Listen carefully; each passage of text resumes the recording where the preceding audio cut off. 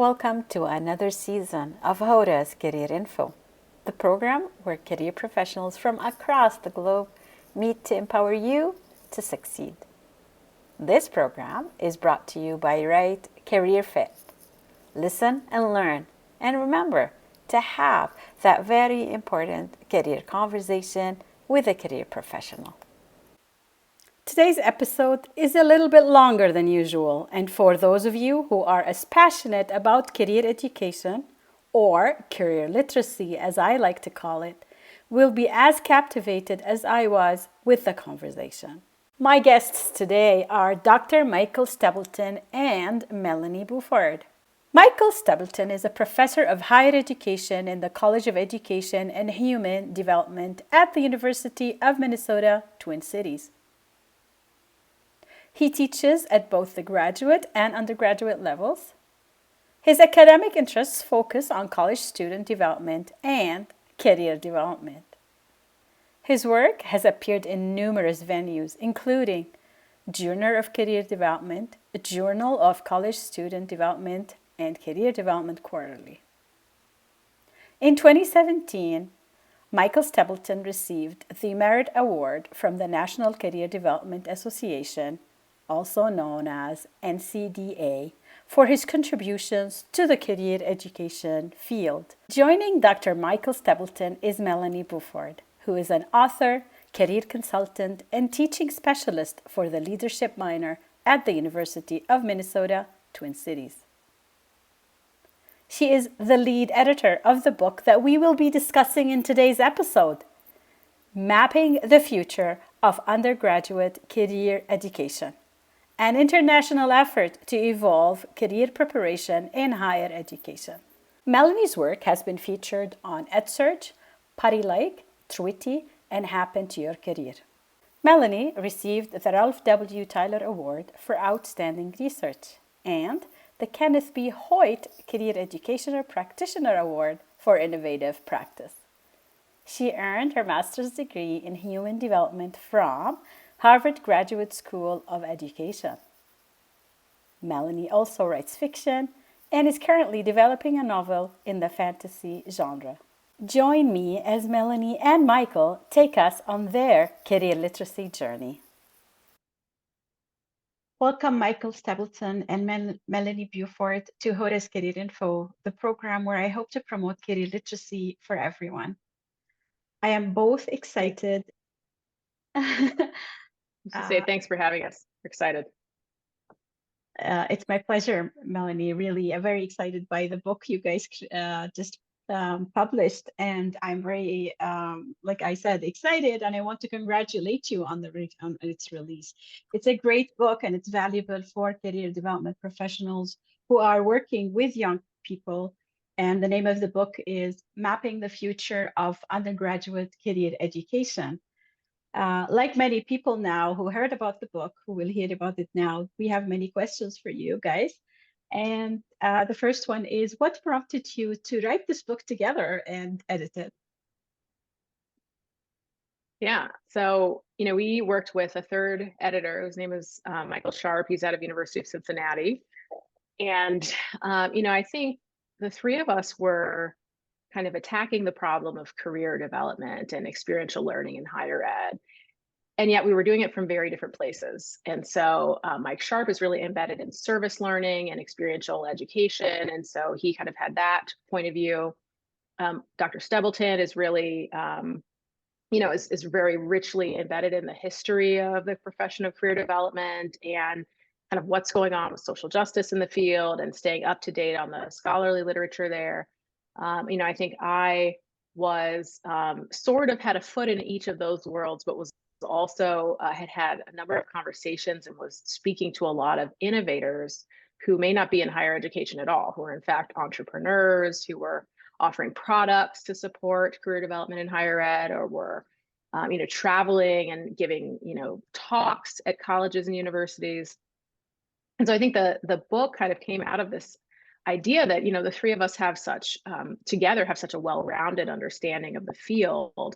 And so how might we think about breaking down some of those silos and really drawing people from around the world into a more interesting dynamic conversation around the future of what this field could be and where we all collectively wanted it to head. And so I think that the impetus was really to have a good conversation through this text and to illuminate different areas that we deserve, felt really deserved attention and were really important. Mike, Yeah, I'm wondering what your thoughts are. thank you, Melanie. I'll just jump in here, and I agree with everything that you just stated. I think there are a lot of I know there are a lot of career development and career life planning textbooks on the market. And so when we came together, we tried to distinguish how we might make a contribution, what might be a little bit different in terms of format or content. And we really felt strongly that this should be a scholar practitioner approach, right? There's a wealth of textbooks that are very grounded in the scholarship of career development and career education and experiential education. These are the textbooks that you might find in your graduate career planning courses or career development courses. And then the other hand, there's career texts that are more workbook oriented, very applied and approach in terms of its direction and objective, which also has a very meaningful audience as well. And we wanted to integrate these two kind of directions in terms of a career text. And so all of the chapters, and we'll talk more about that as we go along, have scholarship embedded within the text, but also a strong practitioner focus. So at the end of each chapter, there's a list of recommendations on how career educators and career development professionals might actually apply some of these theoretical and conceptual frameworks. So we felt strongly that that was a contribution as well. Yes, absolutely. I agree. And I loved that when I saw a chapter written by J.P. Michael. I am a fan of his work. When you talk about practitioners, I was like, whoa, this is great, because I love the challenge cards. And I'm going to jump into critical issues that we're facing in the career development world today. So from a career educator perspective, particularly in higher education, what is that one critical issue from each of you? I want to hear from each of you one issue that is facing the career educators today. Go ahead, Mike. Why don't you jump in? Yeah, it's a great question. It's a big question. We actually do have an entire section of the book called Critical Considerations, where we attempt to present several. I am known for asking people to narrow it down to one. Let's see. Yeah, no, I love that. Well, I love that. And I think it reflects the tensions that we're feeling in the field is really that, we have constraints on our resources, on our time in some ways. And so we often do have to narrow down to one issue, even though there are so many different, things that we could improve, populations we could better serve, right? But, for me, I think one of the most stubborn issues that I've seen is really around equity. And, there's sort of the field of career development as a whole and kind of career counseling. And then there's really career development as it is embedded in higher education and colleges and universities. And so I sometimes distinguish between the two because I think they have different models and priorities and don't always talk to each other a ton. Although in some cases they do. Often they're, because of those different structures, it can be a barrier. I think that because we set the book specifically within higher education, I'll speak to that. I think that, career services offices, and many of them are being renamed, we know, to different names, but, that function has really faced a challenge, I think, around how do we address so many needs at once. And so I'm sort of answering your question with more wishes, right? But I think it's challenging for career services offices and for career professionals around universities to really become, I don't want to say experts because I think that's a little unrealistic, but to really get a deep grounding in all of the different super complex issues that students are going to face in their futures that they don't even know they're going to face yet. And we may not even have a good sense of what that's going to look like. And so we're really calling upon career professionals to kind of predict the future. And if not, to really take all of the best knowledge that we have at the moment and try to provide some holistic preparation for students who are in completely different places and really represent the diversity of work itself, right? And of people themselves. And so I think that's a big ask. And often career professionals are doing that with a limited budget. And so I think that that really is the biggest challenge, is how do we prioritize, but also really honor all of the different things that students are going through. You know, we've seen different movements kind of sweep through in career development and counseling. We see, okay, you know, this year the conference theme is going to be around international students. How do we really serve international students better? And then the following year, it's, oh, we really need to work with veterans and get better at serving veterans. You know, the next year, oh, you know, we really need to get better at serving students of color and BIPOC students.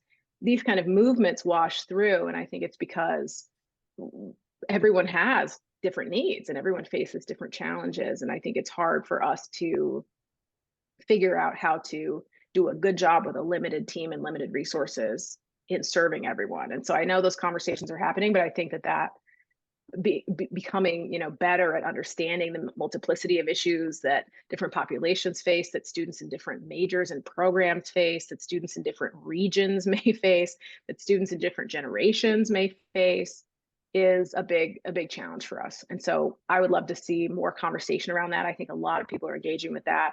And that's one of the big pushes behind the book, is really engaging with equity in that way. And that's a great perspective. It's very important to, you know, we are still a young field though. And so we are learning a lot from our mistakes. Mike, what is your perspective? What's your issue? One issue.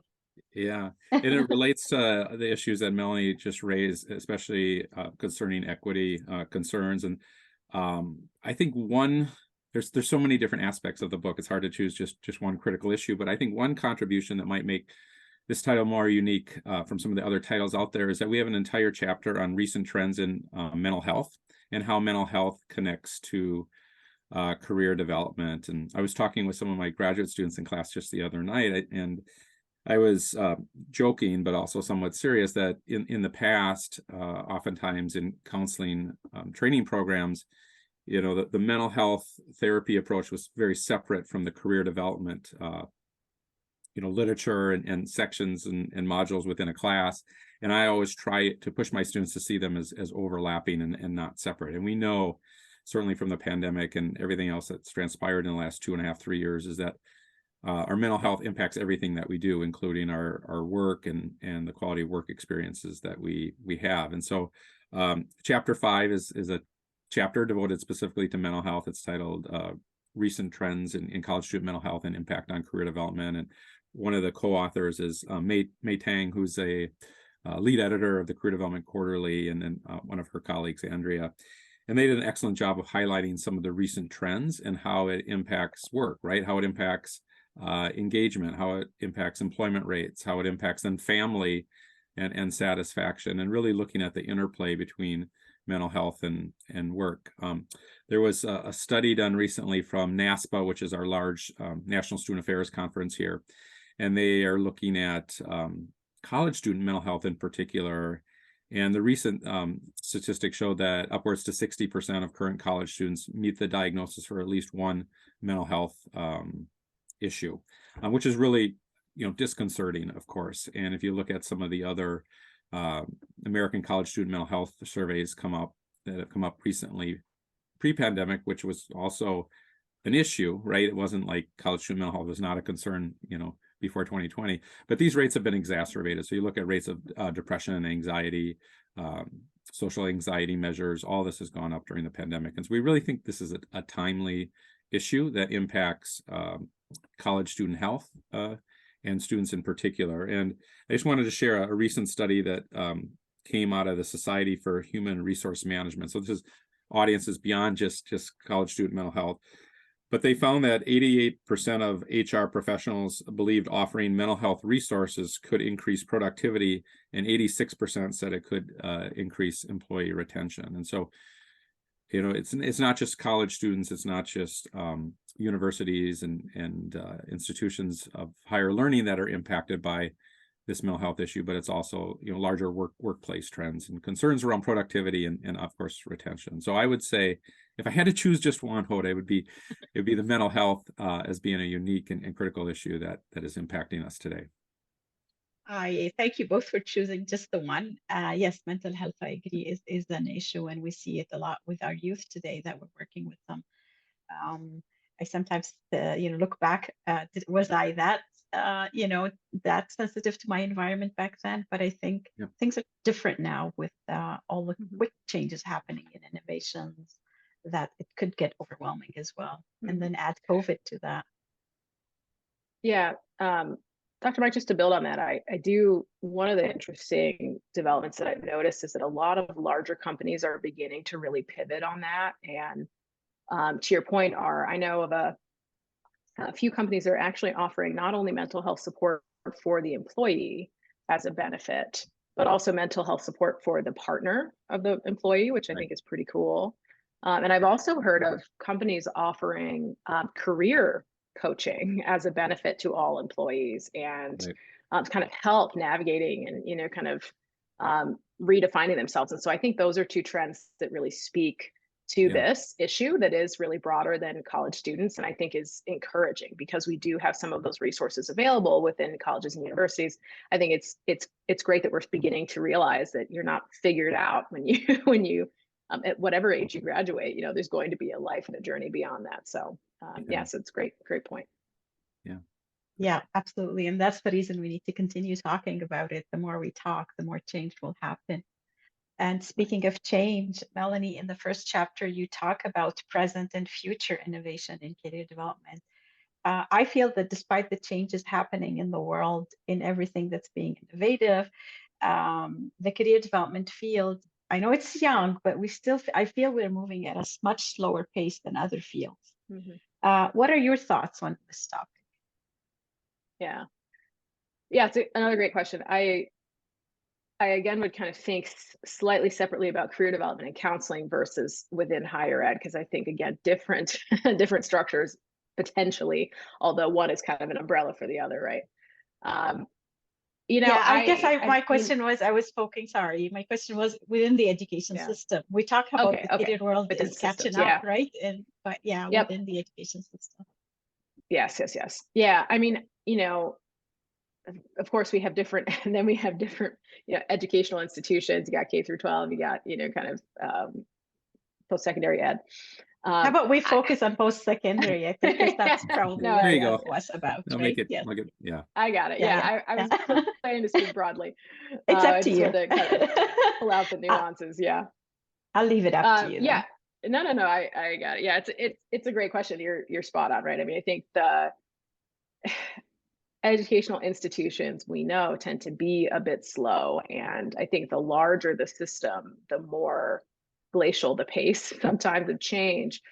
And governance structures and kind of shared governance structures in higher ed can sometimes slow things down, and there are myriad of reasons why institutions can be a little bit slow to pivot. The rapid shift to online learning with COVID-19 notwithstanding, I think really, I think it's two big issues. And Dr. May Tong, that Mike mentioned, has spoken a little bit to this in some of her work as well, and others have. I think that one, it's limited resources. That I think there's career centers tend to be understaffed, and I think we've seen that time and time again. There's NACE has brought some data to show how what large populations career centers are often serving with fairly small staff size, and we've seen some of that begin to creep back up. I think in recent years, we've seen a little bit of an elevation of career services. Farouk Day and Christine Cruz Vergara and others have spoken a bit to that. NACE also has brought some data to that. But, generally speaking, you've got a few people serving a very large group of students. And so with hugely diverse identities, needs, programs. And so I think that has slowed us down a little bit in terms of being able to rapidly pivot and learn and respond to some of what we're seeing in the job market when, we got small teams with relatively low salaries. I think, we got to talk about compensation. That's a factor.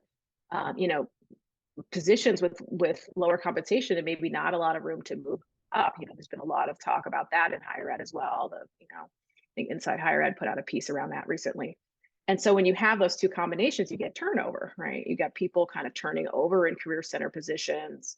Some are more centralized at colleges and universities. Some have maybe decentralized and have different offices around the campus or in different colleges. And so That's a factor that can affect cohesion of career professionals, that they feel like they're all working together on the same problem. And so I think some of those structural pieces have created a situation where you may have, again, high turnover, and people may therefore not be able to sort of create as holistic and cohesive a plan, 5-year plan or a kind of vision for their units the way that they may be able to in other spaces. And I think that affects our ability to consistently build upon growth and knowledge and get better and better.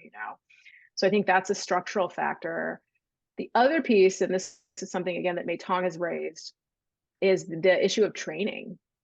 I think that's a big piece that, licensed counselors do have training, right? And so they receive training on, working with diverse populations, on counseling theories and techniques, on, these sorts of pieces are really key. Folks come to higher ed career positions with all kinds of different backgrounds and training that may be entirely different and may or may not have certain pieces that are required. There typically there aren't so many specifics that are required for those positions. And so I think that's part of it, is that it may take years just to get people all on the same page about what the job even is, right? or what we should be focusing on, much less to continue to build upon expertise and really develop into a unit that's agile and able to respond to what we see in the market. I think all of those structural factors, not to kind of point at the structure, but I think that's a lot of what is the problem, is that all those factors create a situation where you may have a lot of movement in positions. The center may be decentralized one day and centralized other days. Things may be moving around. And I'm just going to add one thing, and then I'll promise I'll stop, because I have a lot of thoughts on this question. I think another big piece is just that the mission of colleges and universities. And, I know we have many aspirations as institutions, but, the core mission is to provide learning for the student while they're a captive audience at the institution, right? And I think this piece around preparing students for the future is important, but is not necessarily the core mission of most of the people who are driving the ship, right? Driving the ship. I think you nailed it. I think you nailed it. But so where are the students going to go if the education system is not going to support them, right? So where are they going to go? And I think that's always, to me, if we don't take care as their educators to do that for them, who's going to do it? Right. But you nailed it well, and I totally agree with you, Melanie. Was there anything else you wanted to add? Sorry, I interrupted you. No, that was it. I think those three pieces, and really that last one in particular. You see companies whose job is to, do the work well, do that, focus on their core mission. This Jim Collins, I think, wrote Good to Great, this book that said that organizations that really hone in on their main mission can really have impact and be agile, because they cut out the fluff, so to speak. I think higher ed has an issue with that, because institutions are trying to do a lot, and career is definitely not. Although it maybe should be for some, and for some employees within career services, it is. But the entire ship is really built around that core experience, that core educational experience, and that's where the resources and the structures kind of align around. And so I think career professionals sometimes find themselves marginalized in those efforts. Yeah, and I would just add that I think, historically, the job of career educators was to prepare college students for that first job after college, right? Mm-hmm. It's this transition from college to career. And we now know that today's graduates will be holding, 25 to 30 different jobs. In fact, the average tenure or years at an organization before switching to a new job or a new company or organization was just under 3 years. It was like 2.8, according to the Bureau of Labor Statistics. And that was before the pandemic. And so the new currency is really going to focus on learning agility, whereas in the past, we really emphasized stability. Now, I think we need to acknowledge that students and young people are going to be moving a lot. So preparing for the next move is going to be, I think, the new challenge. And that's a bit of a shift for career educators. And so I've been saying that, it's great to prepare students for that first job after graduation. They need a good start. but it's probably more important to prepare them for that 20th job or the 25th job some years down the line, because they are going to be moving quite a bit in the future. And as you mentioned, agility, and I'm thinking of the soft skills, right? So do you think the education system, and I know this, we go beyond the scope of the book perhaps, but prepares students for soft skills, to develop soft skills, or support them to do that? Mike, you want to run with that one? Yeah, I think, I kind of bristle a little bit at soft skills versus hard skills, because I think they're all important. But I do think that educators, I think career development professionals are stressing so-called soft skills. I think much depends on the institution, right? If you're at a college of liberal arts or a private liberal arts colleges, you're going to get that. That's part of the philosophy and mission of your training. And so I think you're going to develop those communication skills. You're going to develop the teamwork skills. You're going to be able to work with folks from diverse backgrounds. And I think most educators know that these skills are important. And if you look at the NACE survey that come out every year around, what's most important to employers for these new graduates, communication skills are always at the top. I don't know if we'd call that soft or not. It's really important. And so I'm thinking verbal communication skills, but also written communication skills. And I see that persisting into the future. What do you think, Melanie? Yeah, I mean, I agree. I think to your point, it kind of depends on the program, in that if we just look at higher ed, I think that some programs really may emphasize those, I might call them transferable skills. So things like you're saying, communication, leadership ability, or, oral and written communication, ability to, critical thinking has been raised as a big focal point. Maybe even things like adaptability, these sorts of important capacities. I think many liberal arts schools really emphasize those. I went to a liberal arts school. Certainly those pieces were big for us, and I came out fairly well prepared.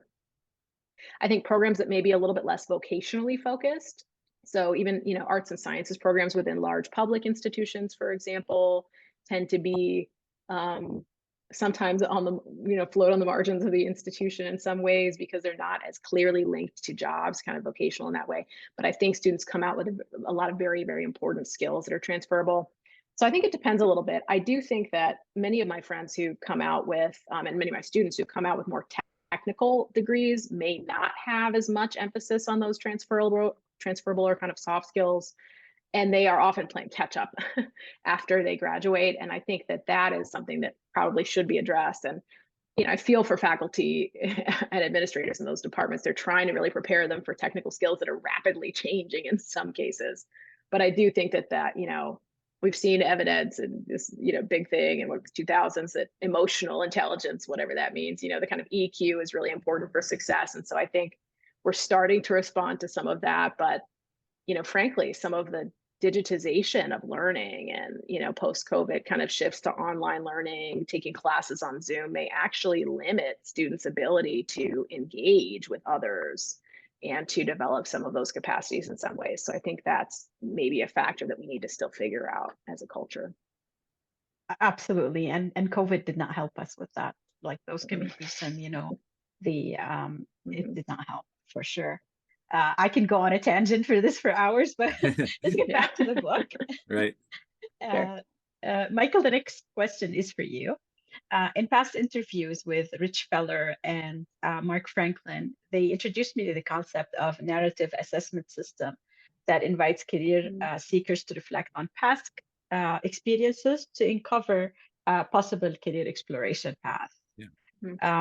You and Mark wrote a chapter in the book applying the narrative approaches to support career decision making among the young people within the higher education system.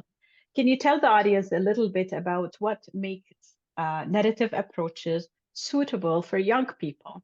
Does that make sense? It totally does. Yeah. Okay. Excellent question. And I'm really glad you asked it, because narrative approaches and story is important to my work. And I'm trying to engage in conversations. You mentioned, of course, Rich Feller, who wrote the preface for our book, and then Mark Franklin, out of Toronto, has been really involved with this work for many years. And so it was wonderful to collaborate. And we really felt it was important to have a chapter about narrative approaches. I think we start the chapter with a quote from a psychologist that I love. It says, stories inform life. We live in and through stories. And I think people gravitate and know stories. You asked what about young people in particular, and whether they're into the Marvel films or other types of reading collections, or even just social media. That's all story, right? There's usually a plot. There's usually the elements. I won't go through them all, but the classic elements. There's usually some type of resolution to be resolved, and so I think story is a template that most people understand through one experience or another. I have to say that the narrative approach that we're sharing is not entirely new. Narrative and career construction has been part of the career development field for a couple decades now. I know some of your listeners and watchers might be familiar with Mark Savickas, who does a lot of work around career construction and life story. So there's an entire body of literature that I've learned from, and I've learned from Mark and Rich and others. And so this chapter was sort of built on that foundation. There are a couple other features that I really appreciate about narrative approaches that I think work well with young people. The first is that many narrative approaches tend to be strength-based, and so they focus on the positive or the strengths and assets rather than the negative. I mentioned earlier that there's going to be a lot of transition in the future, and I share this statistic in some of my work that today's 5-year-old, so the average kindergartner, may live to 105. That's a long time. I'm not sure if I want to live to 105, but so when you think about that, 60 or 70 years of their life may be working years, right? And they're not going to work straight for 60 years. They'll probably swirl in and out of different employment opportunities, but that's a long time. And so there's going to be a lot of transition. And I think stories from a narrative perspective have different episodes. And I think the challenge for workers moving forward is, how do you link those episodes together into a coherent story? And how do you convey that story, articulate that story to prospective employers or colleagues? If you're doing gig work, how do you explain the past episode and link it to the present and in the future, right? Using kind of a story arc. And so I think this strength-based approach of really identifying, what did you learn at your last position? What were some of the challenges? And then being able to articulately state that, say in an interview or conversation, is going to be really, really vital. Another asset that I appreciate of this narrative approach is that I think it takes into consideration different contextual factors.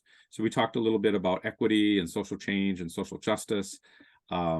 Many of our students have faced, racism, discrimination, other barriers from a contextual standpoint, and I think that needs to be considered. And I encourage my students to, think about these experiences that they've had, their privileges as well as some of the obstacles. And I think a narrative approach allows the narrator to tell their own story. And I think there's a lot of agency in that to own and share that story with others. And so I think that's really, really important. And of course, story and storytelling that's been a part of, cultures for years. Oftentimes when we talk about, career, and we were talking earlier about the history of career, it's primarily been a white Western perspective in many ways. And so I think when you open up story, you can look at counter narratives and just be more inclusive of different oral traditions. And it's just much more inclusive than some of the more traditional approaches to career. So I could, like you said, Hoda, I could probably talk about this at length, but I think I'll stop. I don't know, Melanie, if you want to add anything to that. I know you've also been interested in narrative approaches as well. Mm-hmm. Yeah, all the things that you've said are some of the really great strengths. I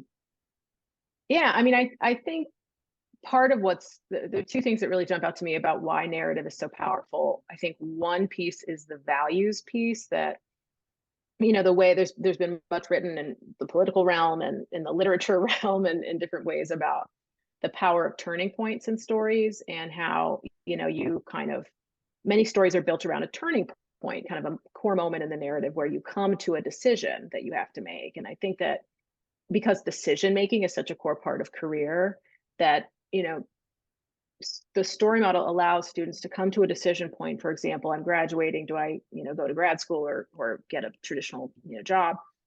What might I do there? I think stories kind of encourage you to, as Mike said, practice interpretation and look at the past and kind of think about your values and how your values may help you make a good decision that would fit into the narrative that you've been part of, and I think that mechanism really is a useful way for students to approach those sorts of decisions.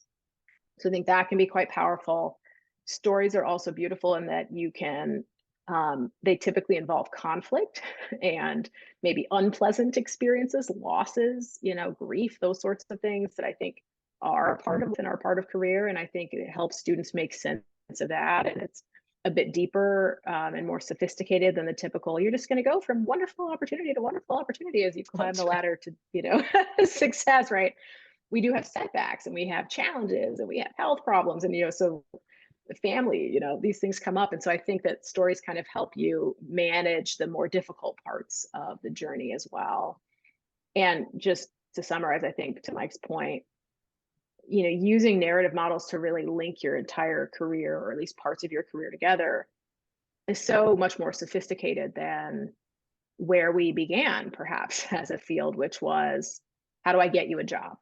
And not that there's anything wrong with needing to get a job. And some people are right there. It doesn't matter what their, values are. They need to get a job right now for survival. And that is completely legitimate, right? And I think it's cool to be able to use more sophisticated models when they're necessary to think beyond just take a career test and get a job, and that kind of traditional limited matching approach. This is one of those tools that allows for a much more complex conversation.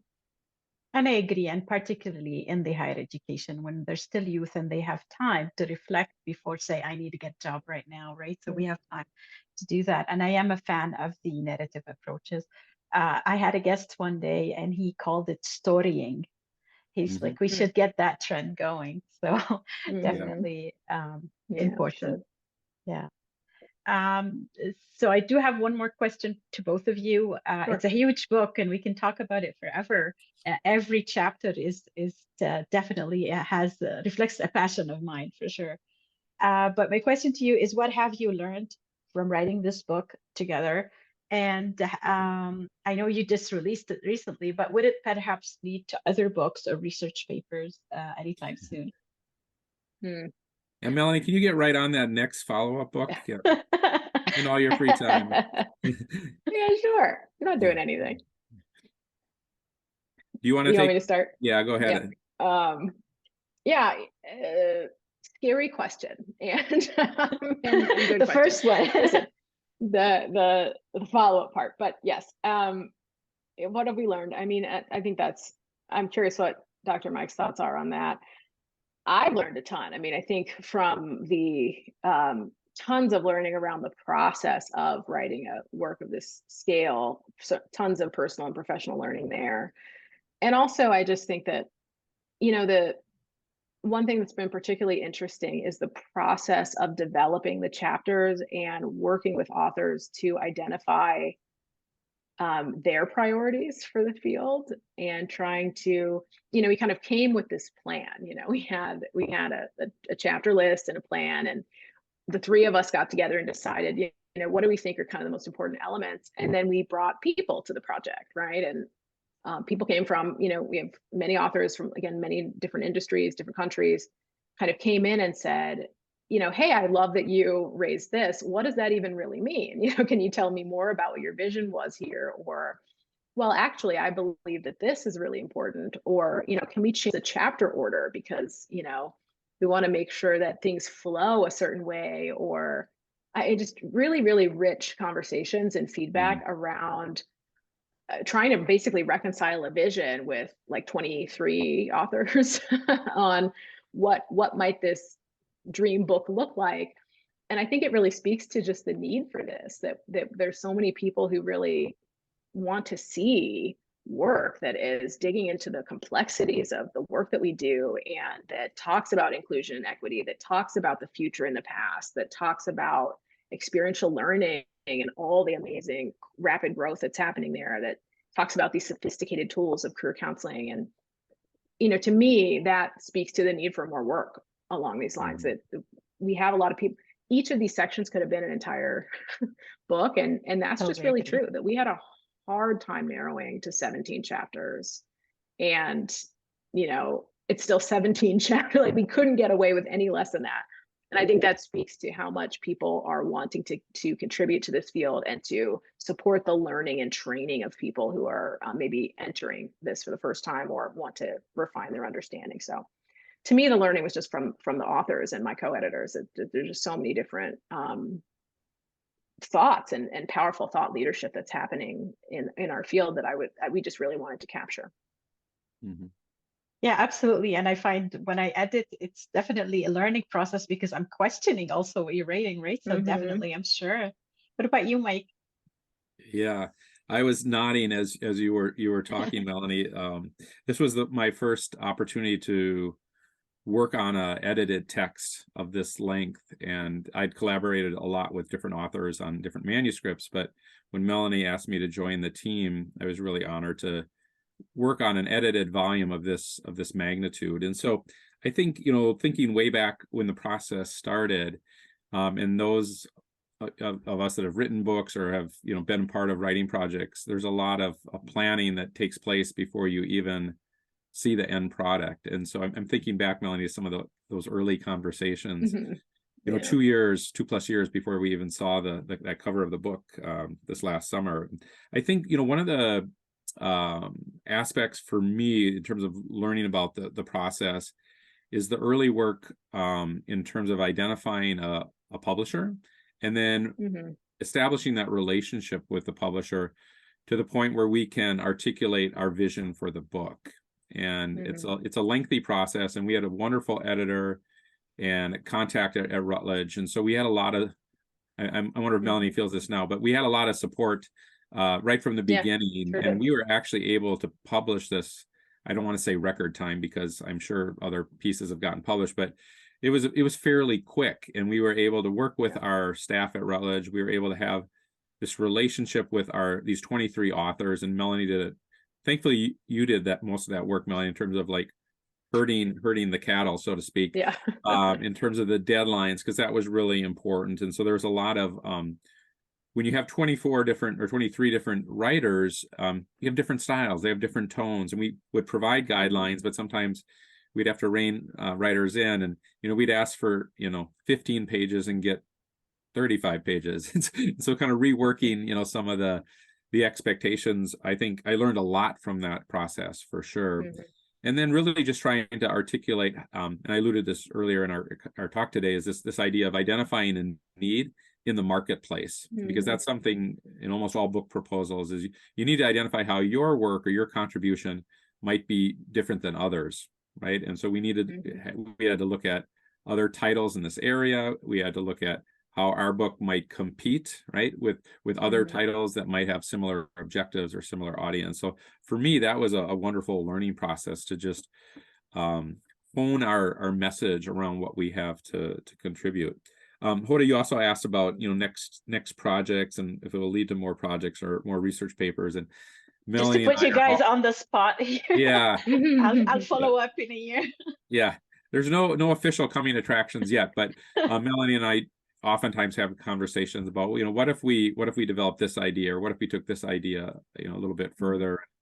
Both of us are interested in generational issues. So Melanie's done some wonderful work on generation, the millennial generation. Of course, we're in Gen Z right now, and I'm a member of Gen X, a little bit older. My kids call me a boomer, but I have to remind them I am not a boomer. They say that as an insult, but it is just not accurate. I needed to set that record straight.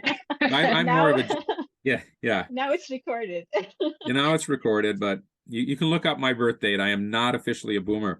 But we have a lot of conversations, Melanie and I do, about how the different generations work, and what are the expectations of, say, this younger generation as they enter the workplace. And I think their expectations are different than millennials, but also Gen X and older workers. And so I think again, I don't want to put Melanie on the spot, but I think there's some nuggets there that we need to unearth a little bit.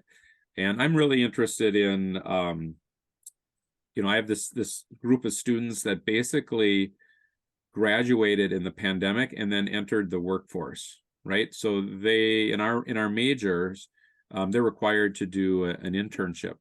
Well, guess what? When March 2020 hit us almost 3 years ago now, a lot of those internships were either canceled or they went completely virtual, right? And as you remember, during the first few months of Zoom life, we were all trying to figure it out. And so many of those internships look very differently than what the student envisioned when they agreed to them. And so and then they graduated, right? And so I'm interested in these students that, finished in March of, 21, 22, and now are in 23, coming up this spring. I'm interested in what their experiences have been like, because as Melanie alluded to, a lot of their socialization, a lot of their learning and development occurred in a very different modality than what we had been used to in the past. So I don't know, Melanie, if that's another, you can add that to our growing list of topics, but I I'm very definitely interested. encourage you. I encourage you Yeah. guys to do that, because I had a medical student who was first year medical student during the pandemic. And so hard, that's the first year when you build rapport among other students, that he had to do the studying from home. So definitely would like to hear some research on that. Yeah, it's Yeah. challenging. So It is. Yeah, there's so many new issues surrounding career that have popped up and kind of been highlighted over the last few years. So I think there's so much material and amazing. I've been surprised and delighted by the number of books that are coming out related to career. It's really, you can see I'm starting to hit now. I think one of the things I think about when thinking about work is that there's sort of the journalistic approach, or kind of the research approach, where you're trying to cover something interesting and really explore something interesting through the book. And then I think there's the approach of trying to solve a problem and kind of provide people with a guide to produce change in their lives or their careers, right? And so I think they're kind of those two separate things. And part of what I'm thinking about is, as you talk about different book projects, is where do we want to go next? I think this project felt like a little bit of both, but I wonder, I've just been really curious about what are people in our profession, so career professionals, possibly career counselors as well outside of higher ed, really struggling with, and what would they like to experience transformative change around? Is there something that they really want to grow into? And how could an additional text support that? I think that's one of the things that I'm really wanting to get a handle on before the next project, to see if that can be, we can kind of really address those like key tensions and key problems in the profession. And I think, I'm interested in gathering more information about what those are, so that's one thing guiding me. But yeah, certainly Mike and I have a long list and many things that we could, and we will be tackling. Well, I'll be looking out for your future projects, and I wish you the best of luck. Thank you. These were all the questions I had for you today. I mean, I have loads more, but I'll let you guys wrap up with your thoughts. Sure. Yeah, maybe I'll jump in, and then Melanie, you can, go ahead. wrap up. Related, earlier I was talking about chapter 5, the mental health, and I think that's another area worth exploring as well. I mentioned this, NASPA student affairs study that looked at mental health issues of young people, and one condition or one diagnosis that was mentioned in the study was the rise of social anxiety and what that might mean, for young graduates. And I think it makes sense when you think the last 3 years of young people have been mostly on Zoom. And I mentioned these internships, that they weren't at an office space, they weren't having those surreptitious interactions in the hallway, they weren't having those spontaneous conversations over lunch. And so a lot of their interaction happened on Slack or a platform, right? And so they have not been in person. I think more employees more generally are going back to the office now, but this has been a real transition. And there's a fair number of, I think, young people that are anxious, right, about going back into an office setting, and maybe for good reason, for their health, but also for their physical health, but also for their mental health. And so I think I think part of our work as career educators is, always supporting students to make the transition wherever they are. And I think I had a quote somewhere. I wonder if I can find it. Here it is. This is a quote that we ended our conclusion with in the book, and it comes from two educators, Kaufman and Schipper, and they talked about this idea about educating and teaching with compassion, and that compassion is a process and also a mindset. And one of their quotes of that ends this chapter is that we need to recognize that our students and our clients are always the endpoints of our actions. And so I have this sort of bolded in some of my work here, because I think it's really important to think that everything that we do, everything that we work towards as career development educators, we need to think about who are we benefiting, who benefits from our work and our commitment to career education. And ultimately, I think it's the students and clients and the endpoints of our actions. So I'll stop there. Melanie? Yeah, that's deep. I think my thoughts were sort of similar in that, if there's one message I would love for people to really think about and take in, is this idea that I think career development work really matters and is actually important. It's complicated. It can be difficult. It certainly can be joyful, but it also can be challenging. And I would love to see administrators in higher ed and, principals of, counseling and consulting firms, or, consulting practices, counseling firms. I would see the employers, I would love to see all of us take this work a little more seriously, that it actually is really important.